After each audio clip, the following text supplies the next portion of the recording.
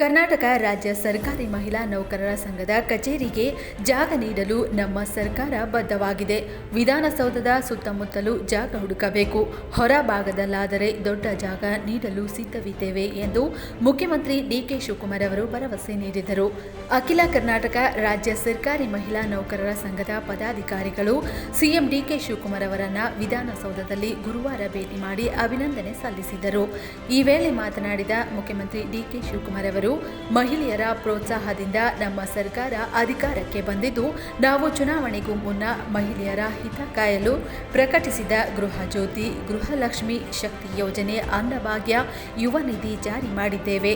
ಈ ಯೋಜನೆಗಳಿಂದ ಕ್ರಾಂತಿಕಾರಿ ಬದಲಾವಣೆ ಬಂದಿದೆ. ನಮ್ಮ ಯೋಜನೆಗಳನ್ನು ರಾಷ್ಟ್ರದಲ್ಲಿ ಬೇರೆ ರಾಜ್ಯಗಳು ಇವುಗಳನ್ನು ಪಾಲನೆ ಮಾಡುತ್ತಿವೆ. ನಮ್ಮ ಸರ್ಕಾರದ ಈ ಗ್ಯಾರಂಟಿ ಯೋಜನೆಗಳಿಗೆ 52,000 ಕೋಟಿ ವಾರ್ಷಿಕವಾಗಿ ಖರ್ಚು ಮಾಡುತ್ತಿದ್ದೇವೆ. ನಾಗರಿಕ ಆಸ್ತಿ ದಾಖಲೆಗಳನ್ನು ಡಿಜಿಟಲ್ ಸ್ಕ್ಯಾನ್ ಮಾಡಿ ದಾಖಲೆಗಳನ್ನು ಸರಿಪಡಿಸಿಕೊಳ್ಳಲು ನಮ್ಮ ಸರ್ಕಾರ ಮುಂದಾಗಿದೆ. ನಮ್ಮ ಗ್ಯಾರಂಟಿ ದೇಶದ ಗ್ಯಾರಂಟಿ ಆಗಿದೆ ಎಂದು ತಿಳಿಸಿದರು.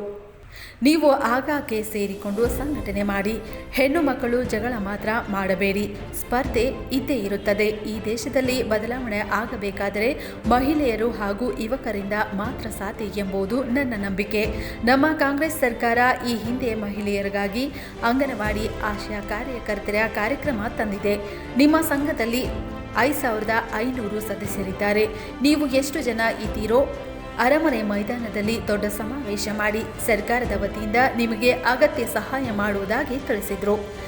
ಎಲೆಕ್ಷನ್ ಮುಂಚಿತವಾಗಿ ಏನು ಮಾತು ಕೊಟ್ಟಿದ್ದು, ಮಹಿಳೆಯರಿಗೆ ಶಕ್ತಿ ತುಂಬಲಿಕ್ಕೆ ಗೃಹಲಕ್ಷ್ಮಿ, ಗೃಹ ಜ್ಯೋತಿ, ನಿಮ್ಗೇನು ಉಪಯೋಗ ಬರದೇ ಇರ್ಬೋದು, ಅದು ಬೇರೆ ವಿಚಾರ ಅಲ್ಲ. ಕರೆಂಟ್ ಮಾತ್ರ ಬಂದಿದೆ, ಮಿಕ್ಕಿದ ಯಾವುದು ಬಂದಿಲ್ಲ. ಶಕ್ತಿ ಯೋಜನೆ ಕೆಲವರು ಉಪಯೋಗ ಆಗ್ತಾಯಿದೆ, ಕೆಲವರು ಉಪಯೋಗ ಆಗ್ತಾ ಇಲ್ಲ. ಸೊ ಒಟ್ಟಾರೆ ಸಾಮಾನ್ಯ ಹೆಣ್ಮಕ್ಳಿಗೆ ಇಡೀ ರಾಜ್ಯದಲ್ಲಿ ಒಂದು ದೊಡ್ಡ ಕ್ರಾಂತಿಕಾರಿ ಬದಲಾವಣೆ ಆಗಿದೆ.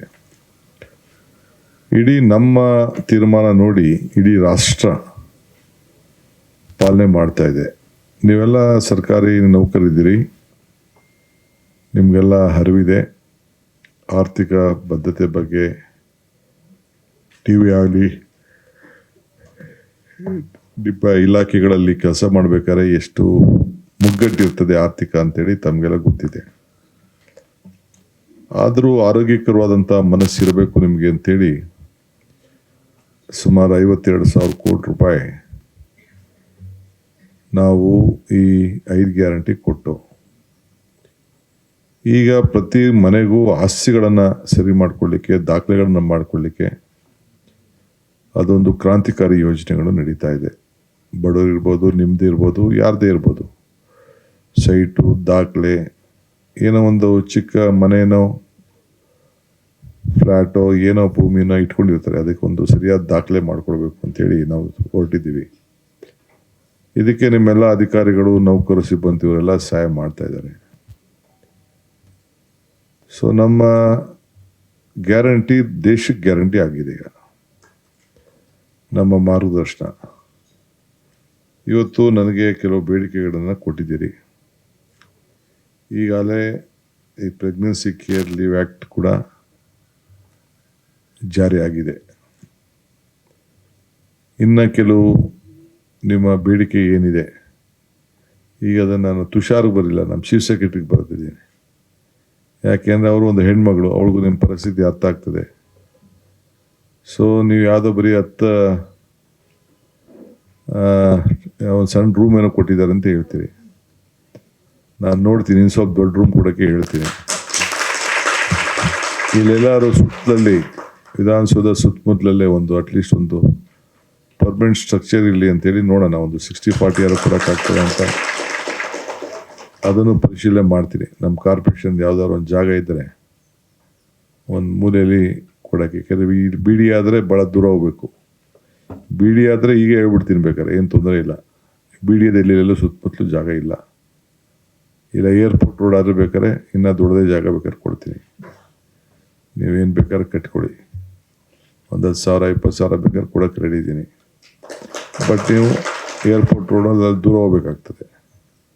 ಸೊ ಫಸ್ಟು ಸ್ಟಾರ್ಟಿಂಗ್ ಒಂದು ಆಫೀಸು ನಿಮ್ಮದು ಪರ್ಮನೆಂಟ್ ಆಫೀಸ್ ಮಾಡ್ಕೊಳ್ಳಿ. ಆಮೇಲೆ ಅದಕ್ಕೇನೋ ನಿಮ್ಮ ಸಂಘಟನೆ ಆಗಲಿ, ಮಾತುಕತೆ ಮಾಡಿ ಸೇರಿ ಹೆಣ್ಮಕ್ಳು ಜಗಳ ಒಂದು ಬಿಟ್ಬಿಡಿ. ಸದ್ಯಕ್ಕೇನು ಜಗಳ ಆಡ್ತಾ ಇಲ್ಲ, ಜಗಳ ಬಿಟ್ಬಿಡಿ. ಇವೆಲ್ಲ ಇರ್ತದೆ ಕಾಂಪಿಟೇಷನ್ನು, ಏನು ಮಾಡೋಲ್ಲ. ನನಗೆ ಯಾವಾಗಲೂ ಒಂದು ನಂಬಿಕೆ, ಈ ದೇಶದಲ್ಲಿ ಏನಾದ್ರು ಬದಲಾವಣೆ ಆಗಬೇಕಾದ್ರೆ ಇಲ್ಲ ಯುವಕರಿಂದ ಇಲ್ಲ ಹೆಣ್ಮಕ್ಳಿಂದ ಮಾತ್ರ ಸಾಧ್ಯ ಅಂತ. ಅದಕ್ಕೆ ನಾವು ಮನೆ ಹೆಣ್ಮಕ್ಳಿಗೆ ಗೃಹಜ್ಯೋತಿ, ಗೃಹಲಕ್ಷ್ಮಿ, ಶಕ್ತಿ ಇಂಥವೆಲ್ಲ ಕಾರ್ಯಕ್ರಮ ಕೊಟ್ಟಿತ್ತು. ಹಿಂದೆ ಕೂಡ ಹಳ್ಳಿ ಗ್ರಾಮೀಣ ಮಕ್ಕಳ ಹೆಣ್ಮಕ್ಳಿಗೆ ಆರೋಗ್ಯಕ್ಕಿರ್ಬೋದು, ಅಂಗನವಾಡಿಗಿರ್ಬೋದು, ಆಗ ಕೂಡ ನಮ್ಮ ಸರ್ಕಾರಗಳಿದ್ದಾಗ, ಇಂದಿರಾ ಗಾಂಧಿ ಸರ್ಕಾರ ಇದ್ದಾಗ ಆ ತೀರ್ಮಾನಗಳೆಲ್ಲ ನಾವೆಲ್ಲ ಮಾಡಿದ್ವು. ಸೊ ಇವತ್ತು ತಾವೆಲ್ಲ ಏನು ಬಂದಿದ್ದೀರಿ, ನಮ್ಮದು ನೆಕ್ಸ್ಟ್ ಒಂದು ಸಂಘಟನೆ ಮಾಡಿ, ಈಗ 5400 ಜನ ಮೆಂಬರ್ಸ್ ಇದ್ದಾರೆ, ಪದಾಧಿಕಾರಿಗಳಿದ್ದಾರೆ ಅಂತ ಹೇಳ್ತಾ ಇದ್ದೀರಿ. ಎಷ್ಟು ಜನ ಇದ್ದಾರೋ ಒಂದು ದೊಡ್ಡ ಸಮಾವೇಶನ ಮಾಡಿ. ನಾನು ಬರ್ತೀನಿ, ಅದಕ್ಕೆ ತಪ್ಪದೆ ಬರ್ತೀನಿ, ಪ್ಯಾಲೇಸಲ್ಲೇ ಮಾಡಿ. ಈ ಸಂದರ್ಭದಲ್ಲಿ ಅಖಿಲ ಕರ್ನಾಟಕ ರಾಜ್ಯ ಸರ್ಕಾರಿ ಮಹಿಳಾ ಸಂಘದ ಅಧ್ಯಕ್ಷೆ ರೋಶ್ನಿ ಗೌಡ ಹಾಗೂ ಇತರ ಜಿಲ್ಲೆಯ ಅಧ್ಯಕ್ಷರು ಸೇರಿದಂತೆ ಭಾನು ಗದಿಗೇರಿ, ಶ್ರೀಮತಿ ಮುಕ್ತಾ, ವಿಜಯಲಕ್ಷ್ಮಿ ಪಾಟೀಲ್, ರೇಣುಕಾ ರಾಧೆ, ಕಾರ್ತಿಕ್ ದೇಶಪಾಂಡೆ ಸೇರಿದಂತೆ ಇನ್ನಿತರರು ಭಾಗವಹಿಸಿದ್ರು.